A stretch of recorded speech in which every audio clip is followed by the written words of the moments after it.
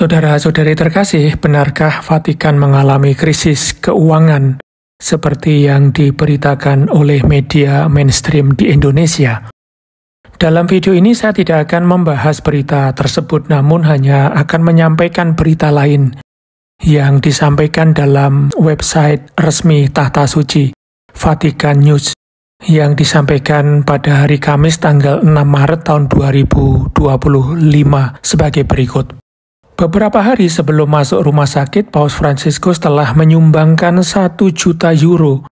Kalau dirupiahkan dengan kurs sekarang mungkin sekitar 17,6 miliar untuk merenovasi bekas rumah para gembala atau rumah para imam di Roma yang akan diubah menjadi 20 apartemen bagi mereka yang membutuhkan. Berita tersebut pertama kali diumumkan dalam pertemuan pada tanggal 30 Januari tahun 2025 untuk mengenang Romo Roberto Sardelli, seorang Romo yang selama hidupnya terkenal dengan kepeduliannya terhadap tunawisma. Meskipun jumlah pasti sumbangan Paus tidak diungkapkan pada saat itu. Dalam beberapa hari terakhir, angka tersebut terungkap dalam sebuah surat yang dikirim oleh Kardinal Baldassar Reina, Vikaris Jenderal Keuskupan Roma, kepada para imam di keuskupan tersebut. Bantuan ini merupakan bentuk tindakan kenabian.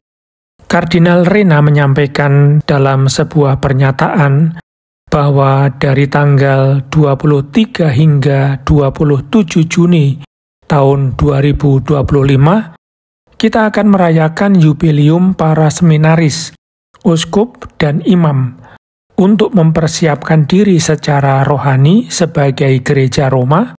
Sudah sepantasnya memberikan tanda kasih dan harapan yang konkret.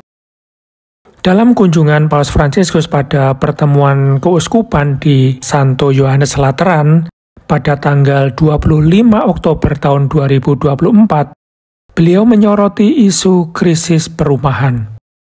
Kemudian Kardinal Reina menyampaikan, sebagai gereja, kita telah menyampaikan isu ini kepada otoritas terkait.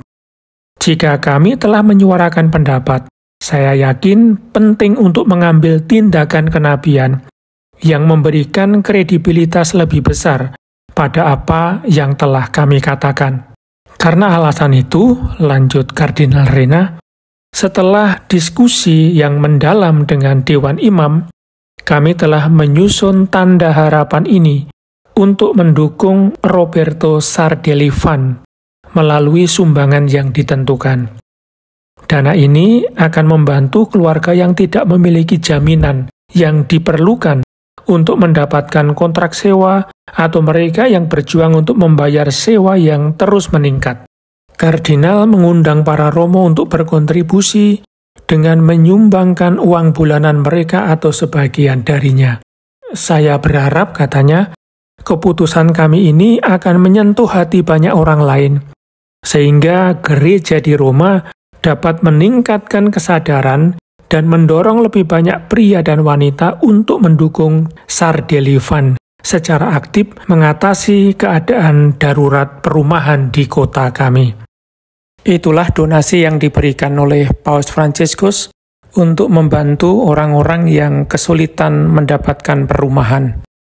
Berkenaan dengan tindakan amal kasih, sedekah atau derma, sudah banyak sekali yang dilakukan oleh Paus Fransiskus terhadap orang yang miskin, menderita, terkena bencana, dan lain sebagainya. Bahkan, Vatikan memiliki satu departemen yang bernama Dikasteri untuk Pelayanan Kasih, atau Dikasteri untuk Amal Kepausan, yang dalam bahasa Itali bernama Dicastero per il Servizio della Carità, atau Elemosineria Apostolica. Dikasteri untuk pelayanan kasih atau juga kantor amal apostolik ini merupakan ungkapan khusus belas kasih dan kepedulian bagi kaum miskin, kaum rentan, dan kaum terpinggirkan dimanapun di penjuru dunia. Ungkapan kasih yang diwujudkan dengan bantuan dan pertolongan bagi mereka atas nama Paus Roma, yang dalam kasus-kasus kemiskinan tertentu atau kebutuhan lainnya secara pribadi mengatur penyaluran bantuan. Untuk itu kita bisa menilai sendiri kebenaran berita tentang Vatikan yang katanya sedang mengalami krisis keuangan tersebut. Menurut saya, Vatikan baik-baik saja, tidak menampakkan seperti yang diberitakan bahwa sedang mengalami krisis keuangan. Karena sebagaimana sudah diatur dalam hukum kanonik berkenaan dengan pengelolaan harta benda, Kanon 1254 paragraf 1, Gereja Katolik mempunyai hak asali tidak tergantung pada kuasa sipil untuk memperoleh, memiliki, mengelola, dan mengalih-milikkan harta benda guna mencapai tujuan-tujuannya yang khas. Paragraf 2, tujuan-tujuan yang khas itu terutama ialah mengatur ibadat ilahi, memberi sustentasi yang layak kepada para klerus serta pelayan-pelayan lain, melaksanakan karya-karya kerasulan suci, serta karya amal kasih, terutama terhadap mereka yang berkekurangan. Sekali lagi, Vatikan tetap baik-baik saja. Saya yakin bahwa kehidupan Gereja Katolik merupakan karya Allah bagi keselamatan manusia. Untuk itu, sebagai penutup akan saya kutip apa yang disampaikan Rasul Paulus kepada jemaat di Filipi, bab 1 ayat 6. Akan hal ini aku yakin sepenuhnya, yaitu Ia yang memulai pekerjaan yang baik di antara kamu akan meneruskannya sampai pada akhirnya pada hari Kristus Yesus. Dengan kata lain, Ia yang telah memulai pekerjaan baik akan menyelesaikannya. Semoga berguna. Terima kasih.